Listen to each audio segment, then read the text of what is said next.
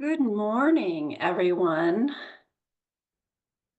It is great to see you all here. Welcome to our Culture of Data skills session.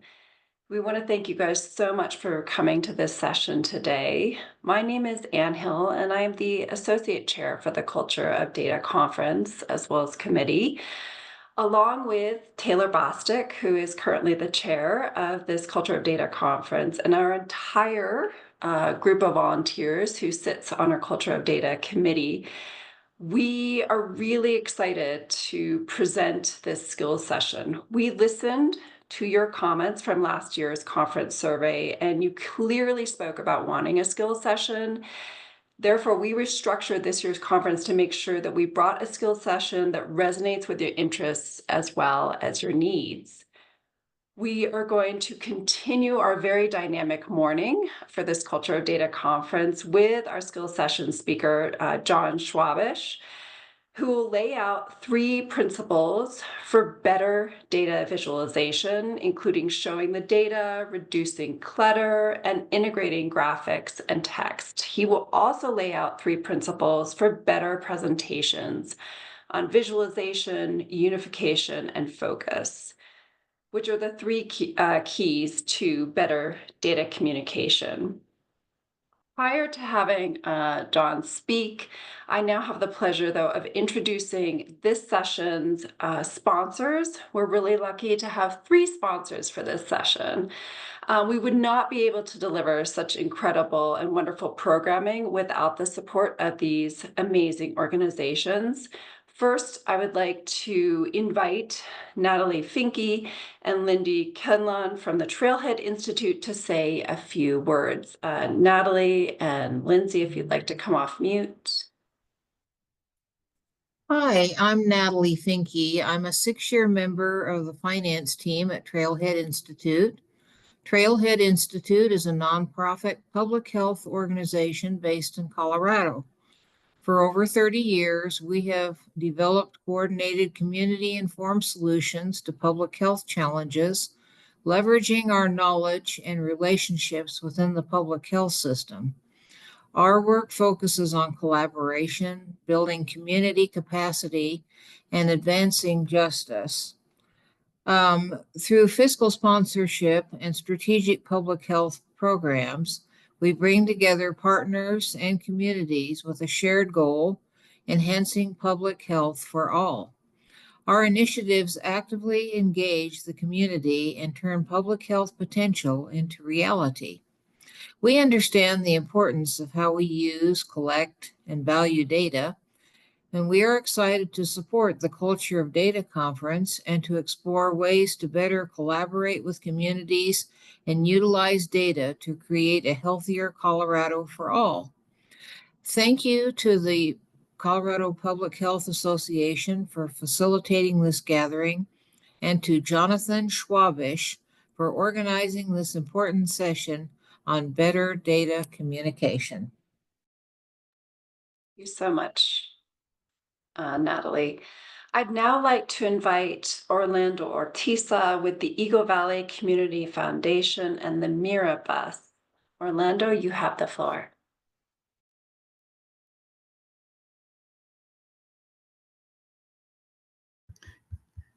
Can you all see my screen? Yes. Okay.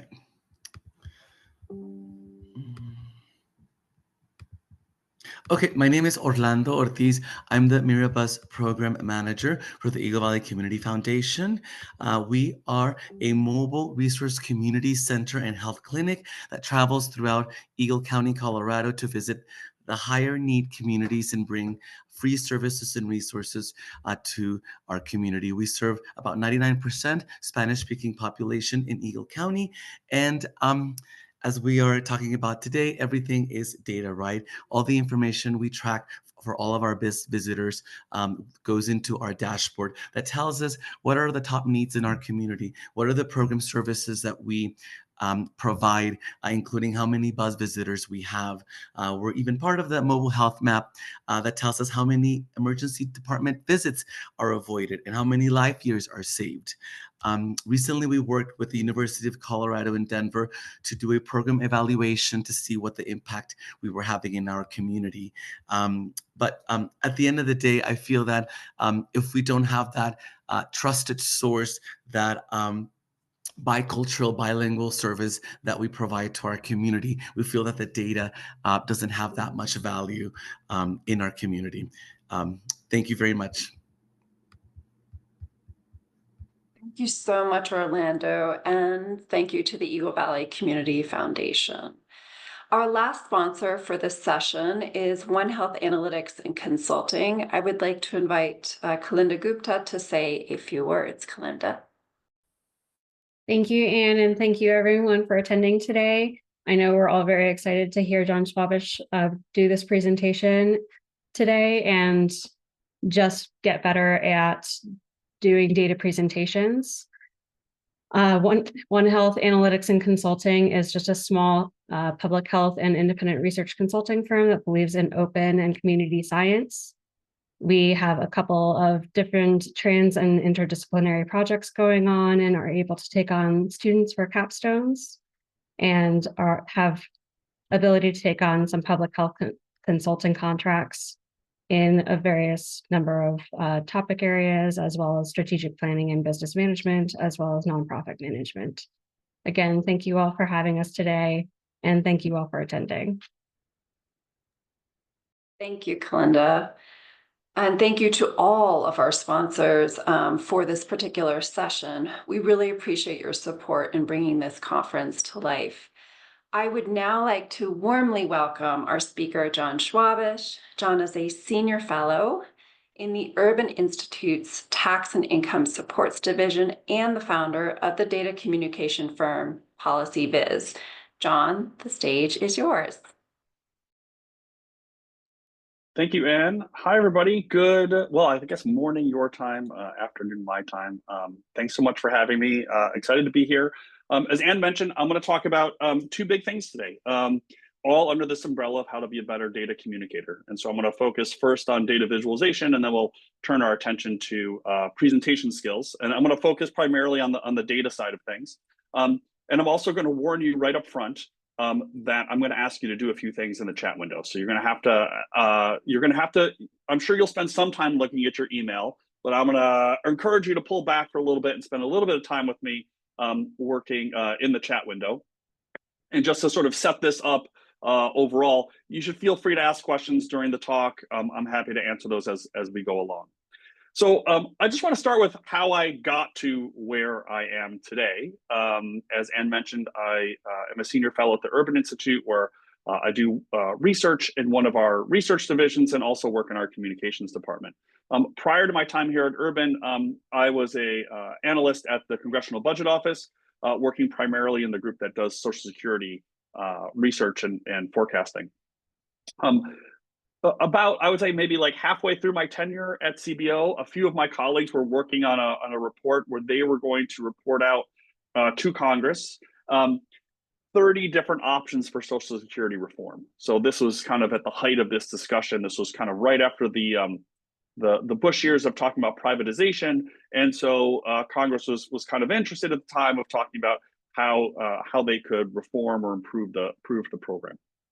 So those 30 different options from our big microsimulation model, this was the first draft, or one of the first drafts, was the very top of this long exhibit, right? That was going to show these 30 different options. And for each of those 30 different options that we were planning to show in this report for members of Congress, was changes in revenues or taxes paid into the system, changes in benefits paid out to beneficiaries, changes in the balance between those two for different years, different measures of the economy, different measures of the trust fund, all these different things in this big report. And for probably many of us on this call, this is actually a fairly comforting image, right? It very much screams Microsoft Excel, right? We're all sort of happy living in Excel and putting in data and typing in words and even making some borders that make the whole thing look good. However, this is not something that members of Congress are actually going to use. And so while we're going to talk about a lot of specific practical things today, both very specific and some overarching concepts I'd like to share with you, perhaps the most important thing I can tell you about being a better data communicator is to think very carefully about your audience. Who are they? What do they need? What platforms do they use? Washington, D.C. is still very much a print town. What level of interest or expertise do they have with the content or the graph that you're using? And once they're able to identify your audience, regardless of anything else, I can promise you that you're going to be a better data communicator because you're going to have those people in the back of your head. So with this visualization, I said there's got to be a better way. Like Nancy Pelosi and Mitch McConnell, and at the time John Boehner and Paul Ryan, we're never going to go through this big spreadsheet. So this is what we ended up creating. Again, I'm just showing you the top 3 reform options here. And what you could see is I pulled out a whole bunch of numbers and then I put in a lot more numbers because what I did was insert these small area charts for each of these, just as you can see here at the top, just these 3 options. So you can see, for example, the annual balance for the first option doesn't change over the period. For the second one, it increases a little bit and then kind of flattens out. And then for the third one, it just kind of increased over the entire period. So you could go into this multi-page exhibit and very quickly see which reform options were going to have what kind of impact on the Social Security Trust. And this report got a lot of great feedback, both from folks inside the agency and outside the agency, and of course from folks on the Hill, which gave us more flexibility to start changing the way we thought about communicating our data. So we started improving the graphs and charts in our regular reports, and then we started making new report types. We started making chart books. We started making infographics. This was an infographic I made in the summer of 2020. Sorry, summer of 2020. 2012. Boy, I can't even get rid of 2020 yet. 2012. And this infographic was designed to be printed. What it did was sort of bubble up the most important pieces of information because it was designed for members of Congress. It was designed for the reader who doesn't have a ton of time to read 150 pages, but needs those most important pieces of information. So later that summer, some of my colleagues were out in the hallway watching a House Budget Committee hearing, and I was in my office just kind of working on whatever I was working on. But suddenly from the hallway, I hear people yelling of, John, come outside, your infographic is on TV. And as I go out there, Chris Van Hollen, who at the time was the member in the House from the state of Maryland, is holding up that infographic, right? And you can look closely at this screen grab to see that he's actually like taking some notes on this infographic. And, you know, from the perspective of an analyst, that's a win. That's what we're trying to do, right? We're trying to get information into the hands of people who can use it. And we can do that best. The first step is to identify who that audience is, what they need, and how they're going to use it. So we're going to do 3 things. I have 3 things we're going to do today. First, I'm going to introduce this concept of pre-attentive processing. I'm going to talk about how the eye and our human eye-brain system works to help us facilitate the understanding of information. Then we're going to talk about data visualizations. I've got some big picture concepts for you to consider, sort of a set of guidelines when you're working with your data. And then finally, we'll turn our attention to presentation skills. And this is where we're going to use the chat window. So I hope you have prepared yourselves accordingly. Click that chat window button at the bottom of that Zoom screen. So what is pre-attentive processing? First, I'll say there are lots of models of the brain. I am not a neuroscientist, so take all of this as someone who just reads the not full literature, but just like kind of the pop neuroscience literature. Okay, so what is pre-attentive processing? Well, the formal definition of pre-attentive processing is here on the screen. Cognitive operations that can be performed prior to focusing attention on any particular region of an image, which I will admit right at the start that that's a fairly dense definition, okay? So really all you really need to think about is pre-attentive processing is the stuff you notice right away. And it's the stuff you notice right away that we want to make clear for our reader or our user or our audience member. So we want them to see that this line is going up, that this bar is taller than this other bar, that this dot in our bubble chart is important and that you should pay attention to it, right? Orlando mentioned earlier in his remarks about dashboards. Dashboards is sort of a different way of thinking because in a dashboarding world, you're really providing data for people to go explore on their own, to come away with their own concepts and stories and hypotheses. I'm primarily focused on the graphs I think that many of us make every day, which is, here's an argument I'm trying to make, here's something I want you to learn, something I want you to see, and so we can implement this concept of pre-attentive processing into our visuals. So we're going to start here with that chat window right here. I have two questions for you about this slide. The first question is the important question, which is, what is it about Waldo that makes him easy to find on the screen? So that's my important question for you. I do have a second question for you, which is, what is the name of the other guy? And no Googling, that's cheating. So what's the name of the other guy? Oh, look at all these great answers coming in. Terrific. So I see a lot of people mentioning color. Absolutely. So color's the big one that jumps out, right? So we have the red and white striped shirt versus the blue pants, right? And the other guy, and I will put his name, I think I saw someone put his name in here. The other guy, yes, the other guy, Rita, yes, the other guy has a name. There's if you haven't looked at Waldo books in a long time, there's a whole bunch of characters in the Waldo books. There's the bad guy. He's the bad guy. His name is Oddlaw. That's Waldo spelled backwards. So he's the bad guy. There's also a wizard. There's a key. There's a dog's tails. All sorts of characters in the Waldo books. So okay, great. So you've got that in your back pocket for trivia night if you're so inclined. All right, so let's go back. Natalie has a bunch here. So Waldo's holding a cane and Oddlaw's not, and he's also wearing different shoes. Absolutely.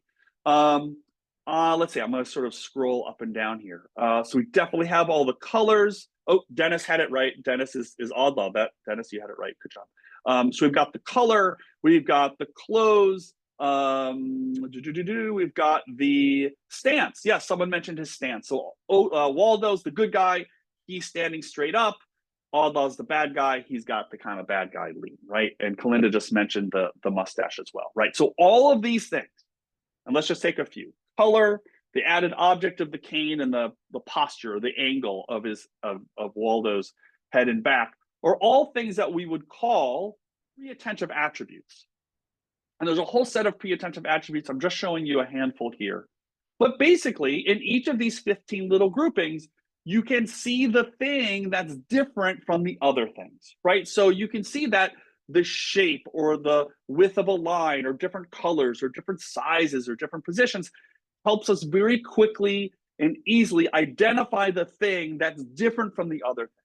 And so if we want to communicate our data to make an argument or to make a point, to say, hey, look at this thing, this is the important part of the argument, then we can use these, and there are others, pre-attentive attributes to embed those into our graphs and our charts and our diagrams and of course and our slides to help make that argument or make that case.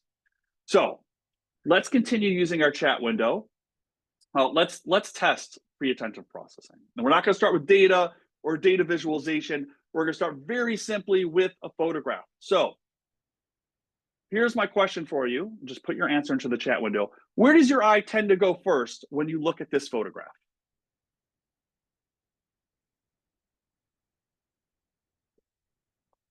Oh, I love all these answers. So this is great because the more answers we get, the more this experiment is going to be self-explanatory to you. And I won't even need to say anything. So I'm going to just give it another few seconds. Where does your eye tend to go first when you look at this photograph? And just sort of scrolling here, I would say we probably have like 90% agreement that we are going to the red bird, the cardinal off to the right there. I will say right away, if you do not agree with other people, you do not need to see a neurologist or an optometrist. That is not what this test is, okay? So that's not what we're doing. But okay, so we have, I'm gonna say 90% agreement, we're going to the red cardinal.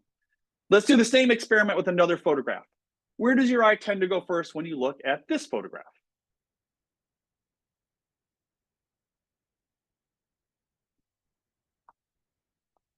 Again, I'll give a few more seconds, get as many answers as possible.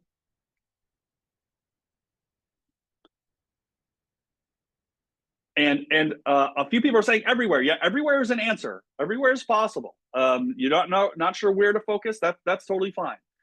So I'm going to sort of scroll here. I think we certainly have You know, it's hard to say. I'm going to say again, like 70, 80%, the creepy red eye sign in the top right part of this photograph. Some folks going sort of right down the center. I think a couple people going to the lights on the left side, but most of us going to that red lantern sign. So again, lots of agreement here on where we're going in these first two photographs. Let's do one more photograph. Where does your eye tend to go first when you look at this photograph?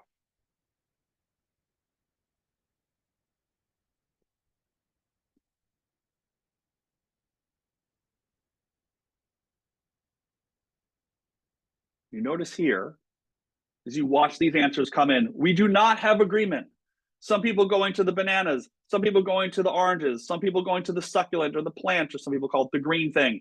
I actually saw a couple of people going to the cookies, which anecdotally speaking, in my experience, more people go to the cookies in afternoon sessions than in morning sessions. So I don't know mountain time what the deal is there, but okay, so we'll just take that. And a few people saying kind of all over the place, I'm not sure where to go, which none of this is a comment on the quality of this photograph. It's just to say that this photograph has more balance than the previous two photographs. So it's not exactly clear where we're supposed to focus our attention. And this is kind of what we do to each other every day with our graphs and our charts and our tables, right? We say to someone, here's a graph, here's a table, good luck, right? I'm not going to give you any direction of how to read this thing. I'm just going to hope that you figure out what I want you to learn. Okay, so we've done photographs. Let's do some numbers, okay? So what I'm going to do on the next slide is I'm going to show you a block of digits. And what I'm going to ask you to do is count the number of times you see the number 3 in this block of digits, okay? And I want you to put your answer, how many occurrences of the number 3 you see, in the chat window, and I'm going to give you 4 seconds to accomplish this task. Okay, so 4 seconds to count the number of 3s. All right, so here we go. 3, 2, 1, go. That's all you get. Sorry, it's a quick 4 maybe. How many 3s did you see? Whoa, that's a lot of very fast answers. This is a very active group. Amazing. Maybe it's the crisp mountain air that gets you all active. This is great. So a few question marks, a few people doing double question marks, and then now this is just me sort of scrolling here.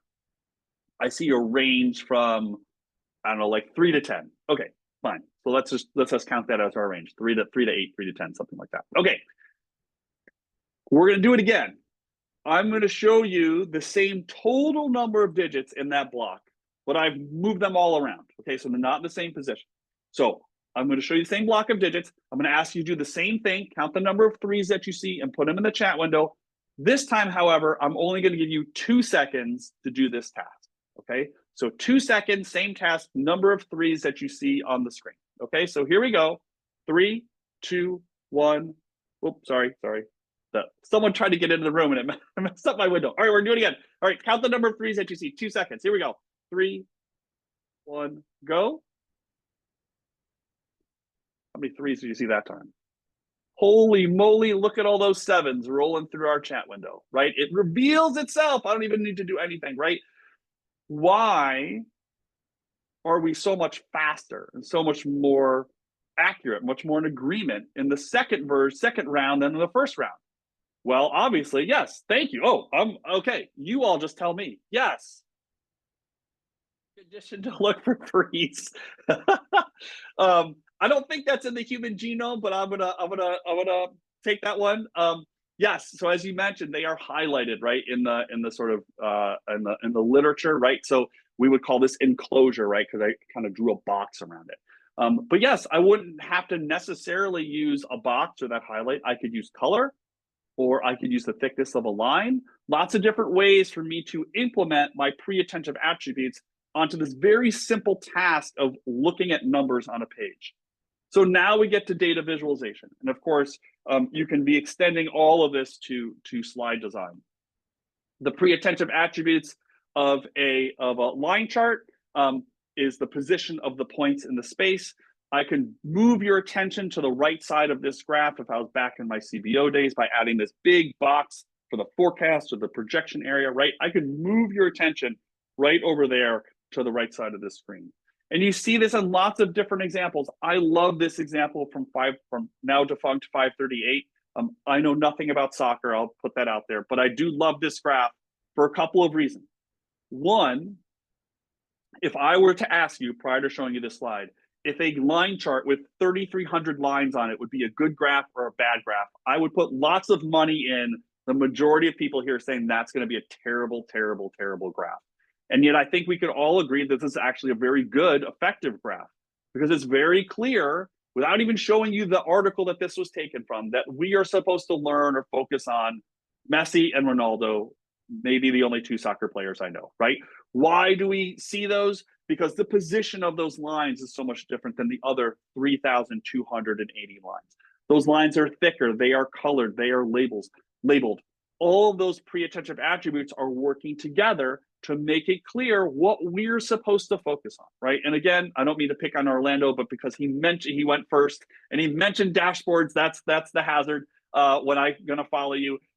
In a dashboarding world, this is different, right? In a dashboarding world, the goal might be for you as the user to find the player that you want to identify.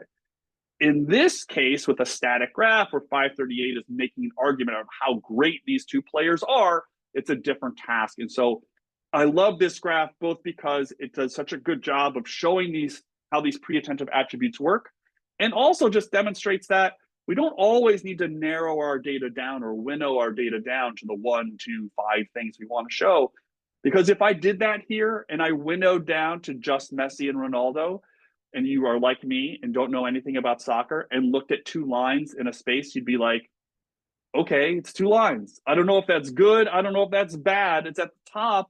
I'm guessing it's good, but I don't really know. And so by giving you all the data or more of the data, I get to share that relative piece. You can see this in lots of other examples. This from a scatter plot from The Economist with these bubbles helping direct your attention to these 3 large groupings of countries. And you can see this in this very simple bar chart from the New York Times. It's all gray. And those 3 darker gray bars, along with that little text box over there, just pushes your attention to the right side of the screen, which is the point of this article, right? The point of this news article was to show you these 3 columns and how they're declining over those 3 years. Okay, so with all that in mind, let's get specific on data visualizations. So I have 5, Anne mentioned 3. I actually have 5 guidelines for better data visualization. And I'm gonna sort of introduce these 5, and then I'll show you how I apply them in my work. And these are not the end all be all. This is not gonna get you all the way through a project, but these are the first 5 that I sort of tick through as I work with my data. And I have found them to be very useful in my work, regardless if I'm working on a graph for social media or for a journal article or for a dashboard or whatever it might be. I have found these 5 as a good just grounding point for me to start my work. Before I get there, I want to give you some warnings for data visualization. And I'll just say, like, I'm not a believer in really hard rules for data visualization. Data viz is a little bit of art, a little bit of science. So it's hard to put rules around art. You know, should a pie chart sum to 100%? Yes. Is that a rule? I don't know. I guess so, but I sort of view it as common sense. But I do want to just give you some warnings of things not to do in your visuals, which you would think would be common sense, but apparently not. So for example, when you are creating a pie chart, as I said, the number should sum to 100%. But just more fundamentally than that, you know, the slices should match the values. But even more fundamentally than that is like the data, right? The answer to the question of what was the best part of the Super Bowl, the answer to that question is not yes or no. So like this doesn't even like sort of start to work, right?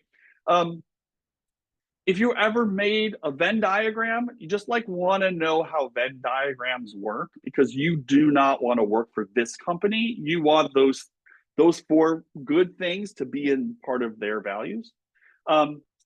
This is my favorite pie chart, and not because it sums to more than 100%, and not because it's exploding, and not because it shows change over time, which is super weird. My favorite part of this is that they've listed the data source as the margin of error, which is just incredible that that would be the data source of the data used here.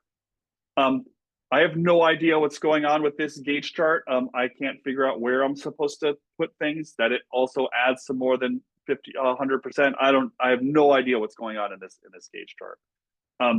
This icon chart, sort of infamous in the field for its, its gendered approach, but also like, I used to a lot of people sort of used to make fun of this as like, boy, women in India must be really like offended by this graph. And then I had a student who was from Latvia, and she's like, well, what about me? I'm not this like huge, terrifying, gargantuan woman leading my army of other gargantuan women.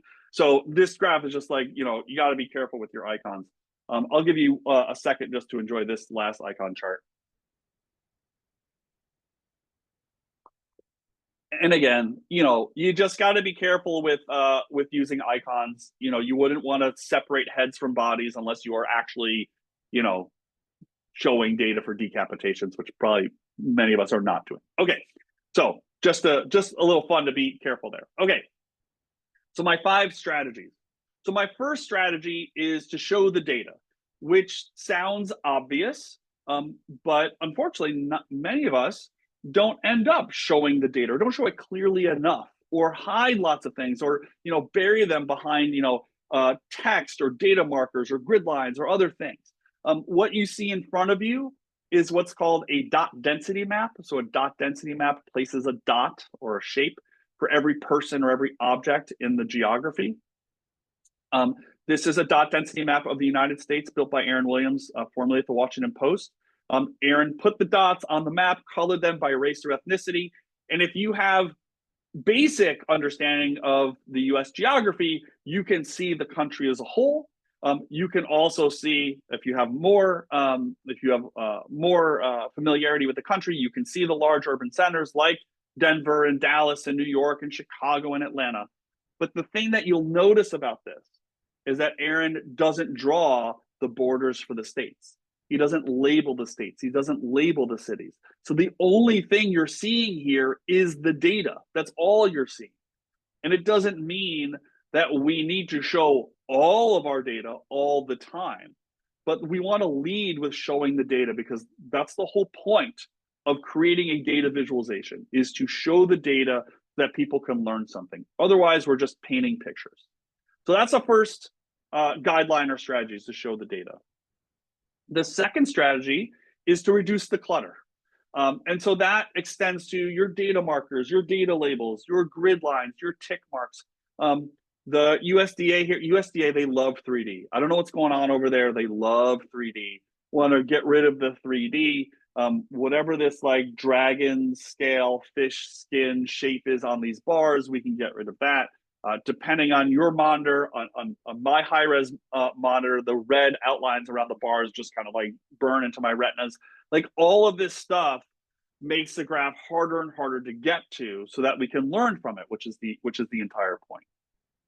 Okay, show the data, reduce the clutter. My third guideline is to integrate the graphics and the text.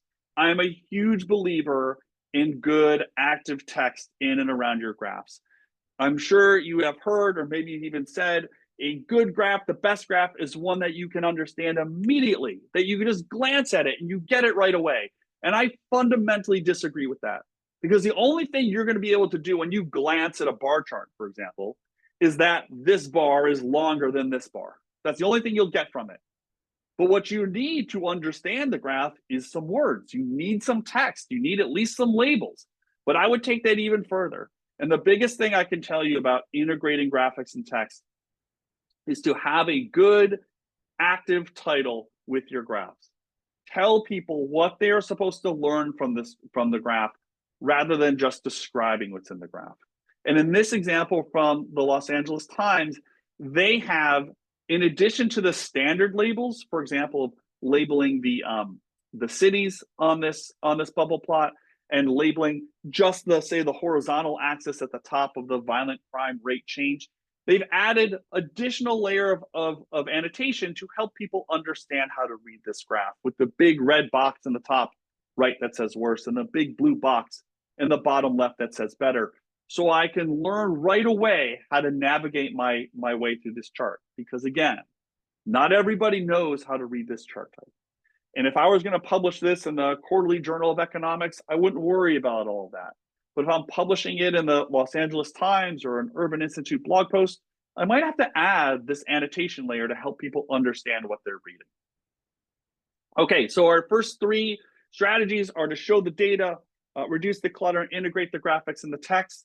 Our fourth strategy is what I call, or what are called, tend to be called small multiples, which is exactly what they sound like. Instead of one graph with everything packed into it, try breaking it up into smaller multiple chunks. Obviously, you don't need to do this every time, but when you have that graph, you find you have a lot of lines, looks like a bunch of spaghetti, and you still want to show the data to people, that is an opportunity, potentially, to break it up into smaller multiple chunks. As you can see here in this New York Times piece showing COVID vaccination rates, instead of packing 15 lines on a single graph, where it would be hard to disentangle or see any individual pattern, they broke it out into these smaller multiple chunks. And the last piece, the fifth strategy, is what I call starting with gray. And what I mean by that is when I make a graph, I make everything on the graph the same color and the same weight. Obviously, I like to start with gray. Because what that does is when I make everything gray, I make everything the same color and the same weight, what it does is force me to make some strategic and purposeful decisions about where I want to focus your attention. So if every line on my line chart is gray, I need to decide which line am I going to make maybe thicker or darker or colored or labeled so that I can push your attention to that part of the screen. So these are my 5 guidelines. So show the data, reduce the clutter, integrate the graphics and the text, small multiples, and start with gray. Again, it's not going to take you all the way through a project, but I have always found it to be a good initial checklist. So with that in mind, let's apply them to a fairly straightforward graph. So what you see here is a single exhibit from an academic journal. And what the authors are showing here, they're visualizing their results that looked at the relationship between the unemployment rate and food stamp participation, okay? And all we have to do here to see if we can make this graph more effective, right? It's not good and bad, it's more effective and less effective. To make this more effective, let's just tick through our 5 strategies. So first, is this graph doing a good job of showing the data? Well, I'm not sure it is. Let's do an experiment, actually. Let's do it this way. Let's do the same thing we've been doing up to this point. Let's use the chat window. Where does your eye tend to go first when you look at this slide? We'll just start there. Where does your eye tend to go first when you look at this slide?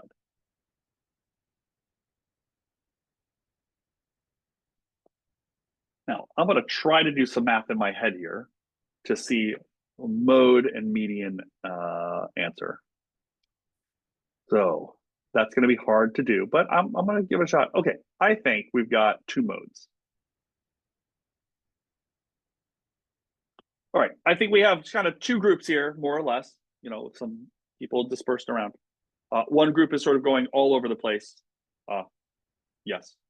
One group going to the darkest, thickest lines on the slide. Now, I agree with both of those, right? So now we can go through and tick off our 5 strategies. Why are we going all over the place? Why are we some of us focusing on that dark horizontal axis line, which is, I think we could all agree, not the most important line on the graph, is because line thickness is one of our pre-attentive attributes. So that's why we're attracted to that line. And some of us are going all over the place because it's not clear what we're supposed to focus on, right?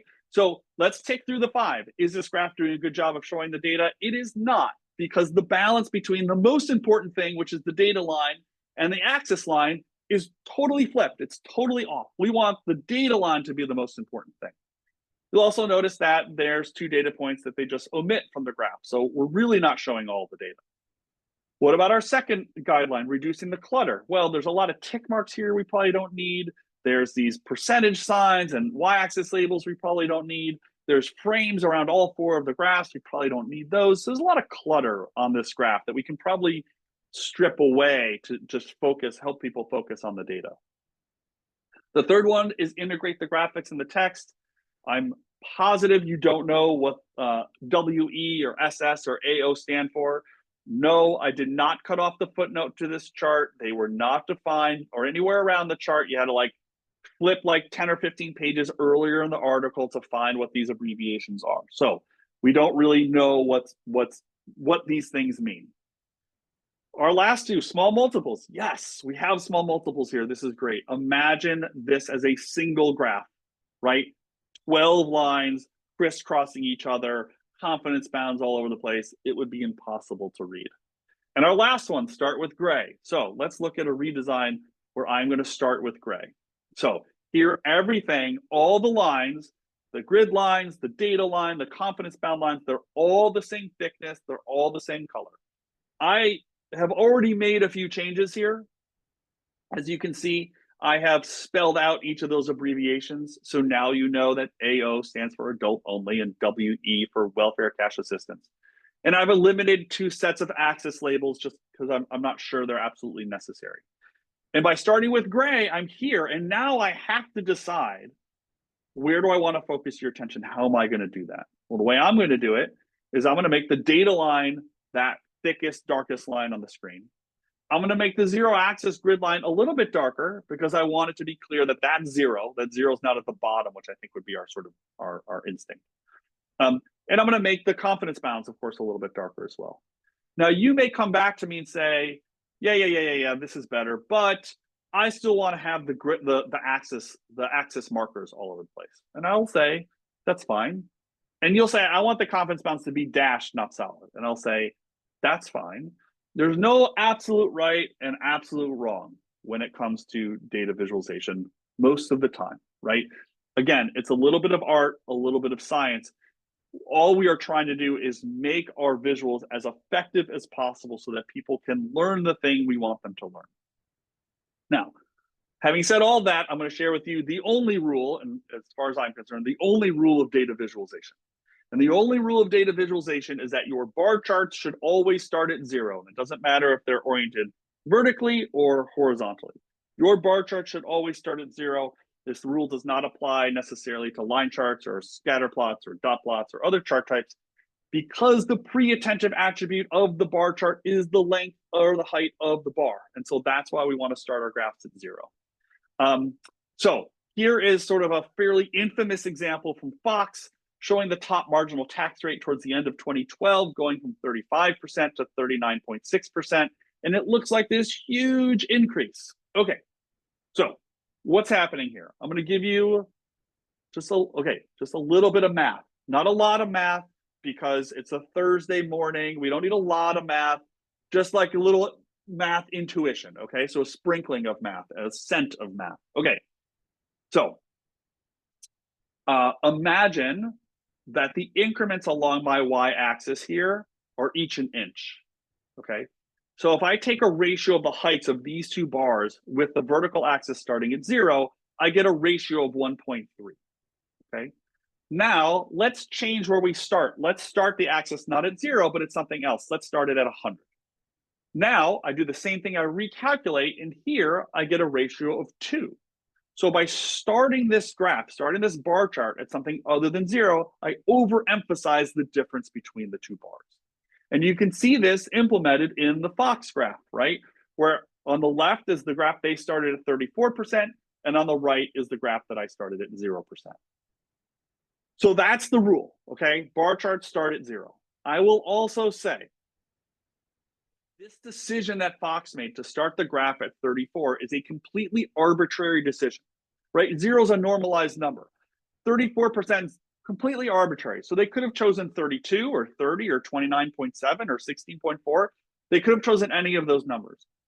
And so I say that because this is the thing that I look for in visualizations as sort of a trigger warning about how people are trying to miss or disinform me through their visuals. So anytime someone's making an arbitrary decision, particularly with their axis scales, that's when my sort of alarm bells go off and I start to worry that they're trying to lie to me. And so you can see, I could do this myself. Like if I showed you a graph of my height and my son's height in inches, right? Starting at 0, you can see the 2 bars here. If I started the graph at something else, like at 40 inches, it doesn't mean he doesn't exist.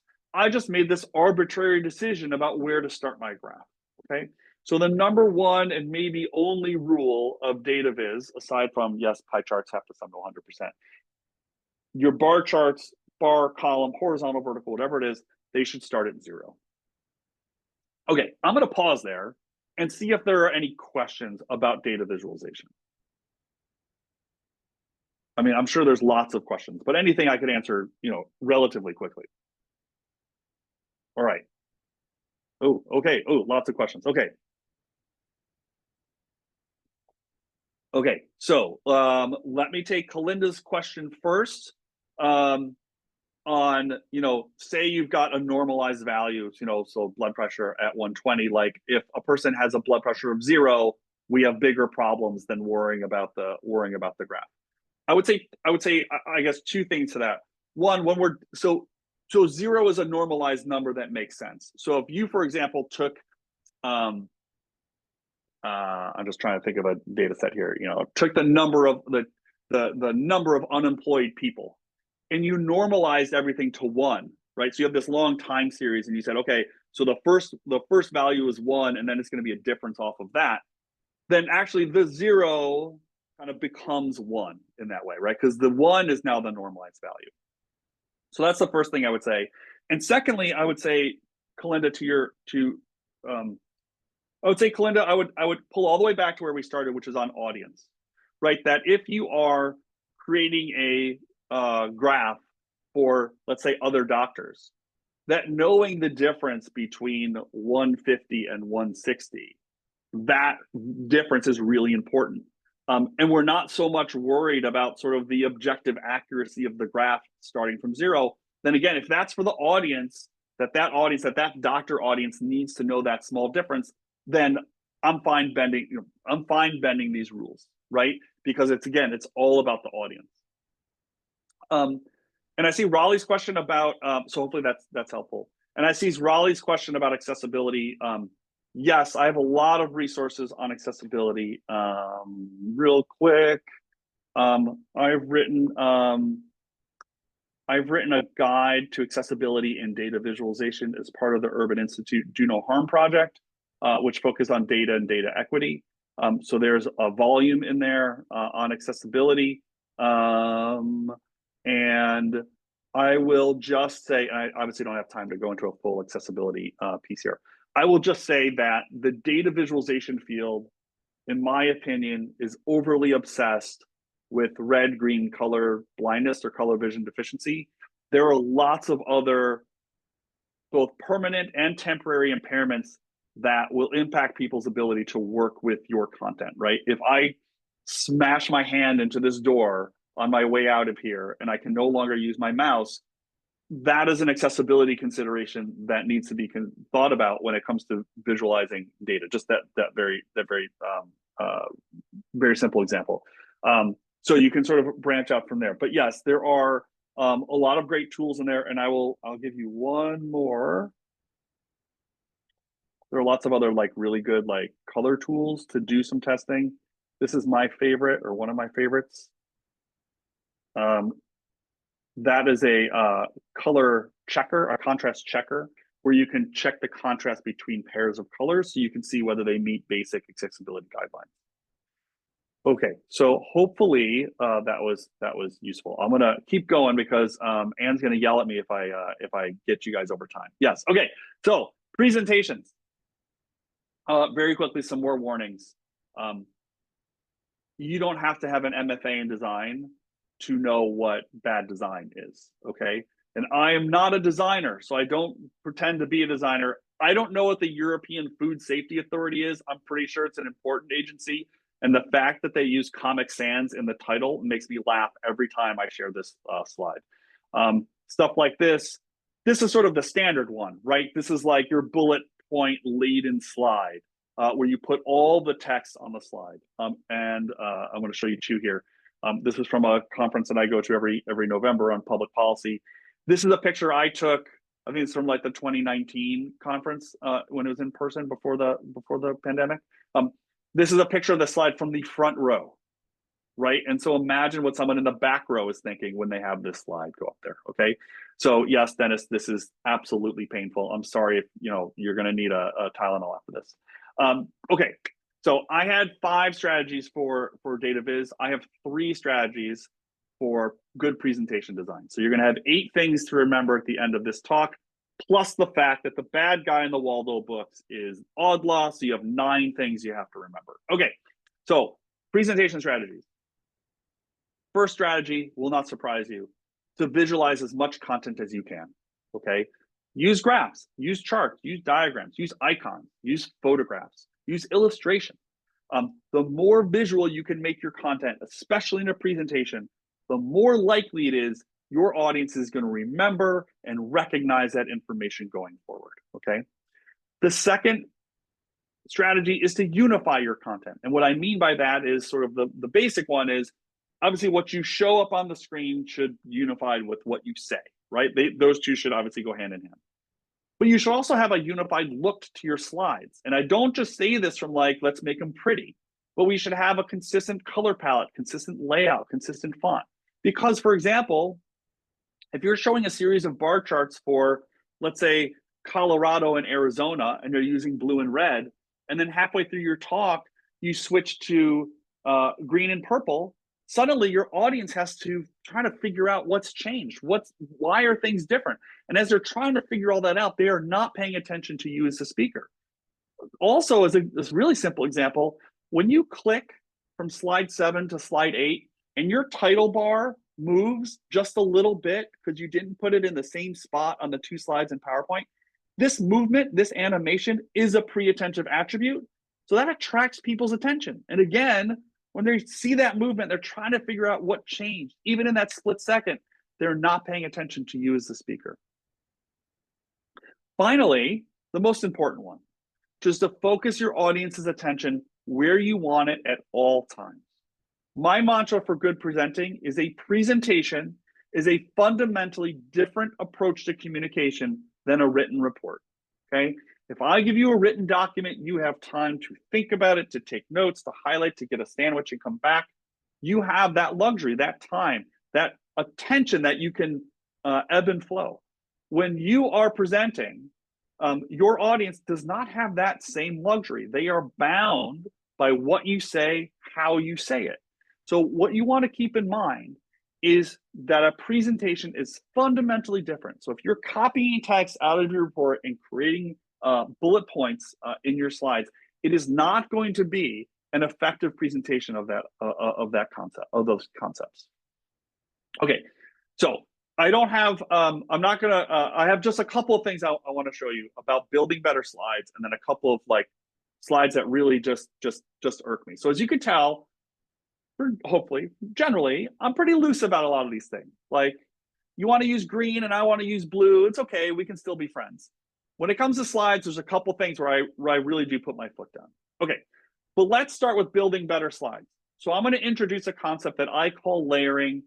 Other people call it a reveal or a build. They all sort of work the same way. And the core of the idea here is that what you're going to do is not give your audience everything at one shot, because that's what it looks like in the report. You're going to hold their hand and walk them through your argument one step at a time.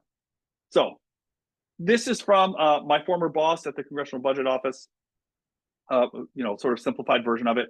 But it's a standard slide that you have seen and you have created a million times.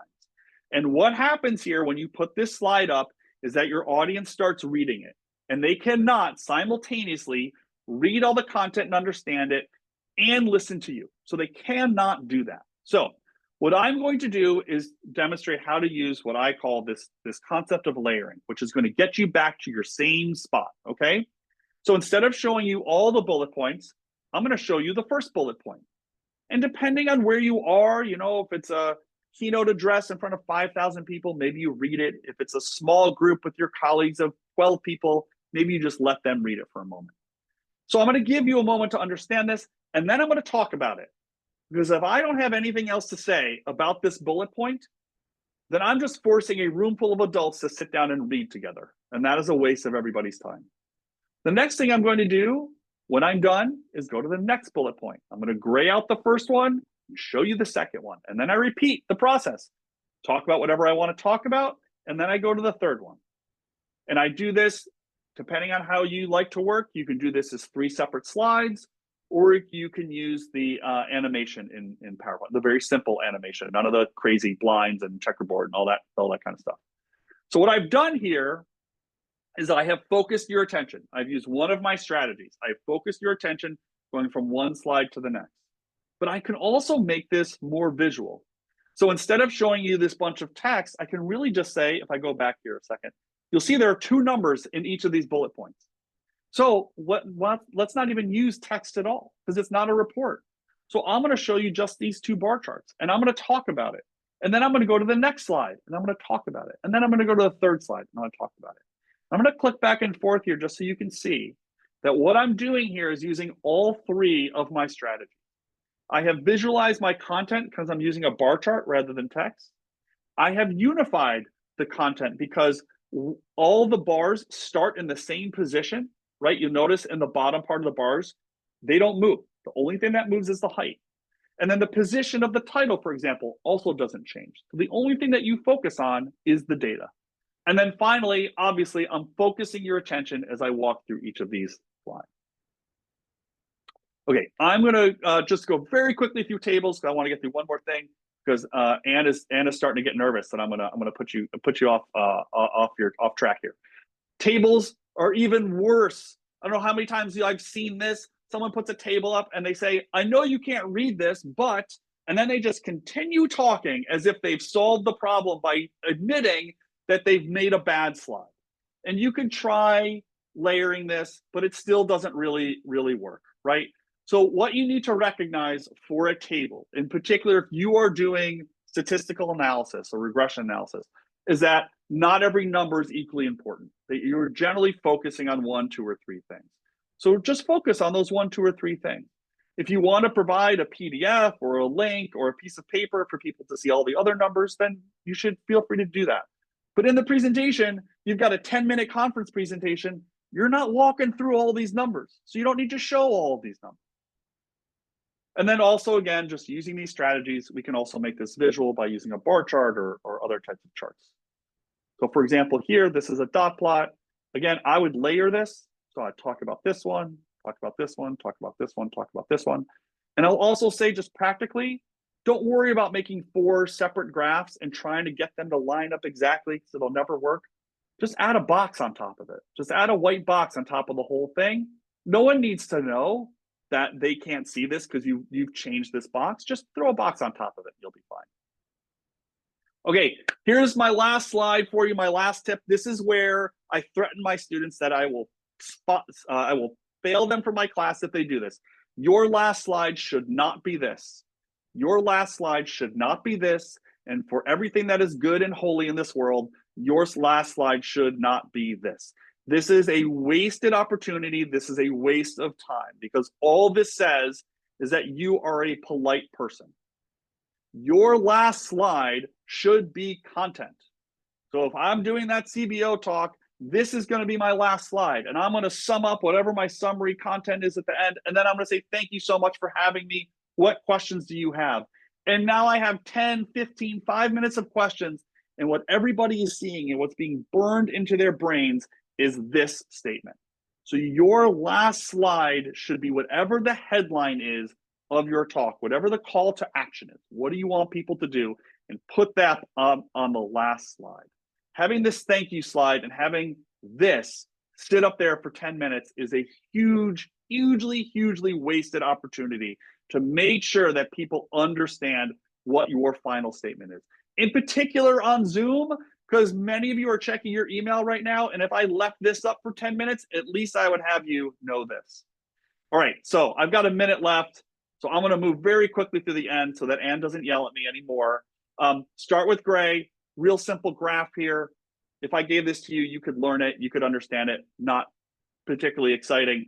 But if I made everything gray, there's no way for you to figure out what's going on because you can't tag the labels to the lines.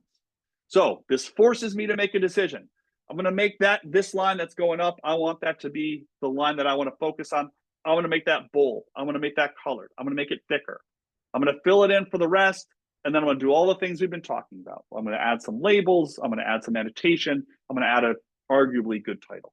The other thing you might find is that when you're working with gray, you might end up with gray. I showed you the 538 example from earlier, similar thing from NPR showing high school graduation rates with all the other 49 states on this graph. I might show, and this one from the World Bank showing life expectancy across the world. Again, if I show you just the yellow lines for sub-Saharan Africa, you might say, hey, well, okay, it's going up. Like, that's got to be good, right? But then when I show you everybody else, say, that's not good. Like, we need a policy solution. All right, I'm just going to wrap up here. Thank you so much for having me. Remember the 5 guidelines for data visualization: show the data, reduce the clutter, integrate the graphics and the text. That small multiples approach, which is just smaller multiple charts, and then starting with gray. If you could do it practically, great. If not, close your eyes for 15 seconds, open them, and see where you find yourself going in your own graph. And if you are not going where you want your audience to go, then you need to make an adjustment. And for presentations, visualize as much content as you can, make that unified approach, and then focus people's attention where you want it to be at all times. All this is not about dumbing things down or what is a lay audience or simplifying. It is about using data to get people towards that insight that you want them to have. And I think just through these relatively simple, relatively straightforward strategies, you'll be a better data communicator, whether it's through social media, through a report, or through a presentation. Okay, Anne, I'm handing it back to you. I know I went 1 minute over, but hopefully that's okay.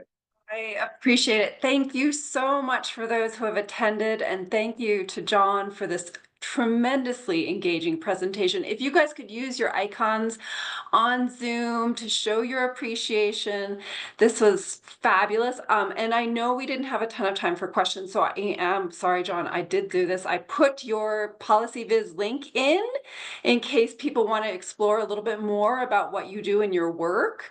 A few things before you guys hop off. I do want to recognize just the amount of work that goes into this particular conference that's done by our committee for the Culture of Data Committee, and they're all volunteers.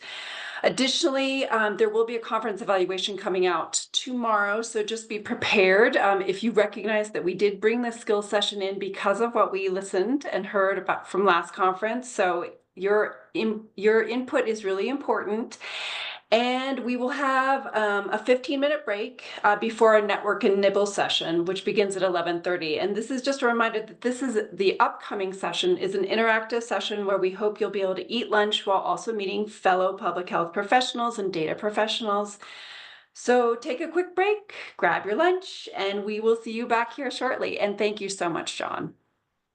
Bye, all.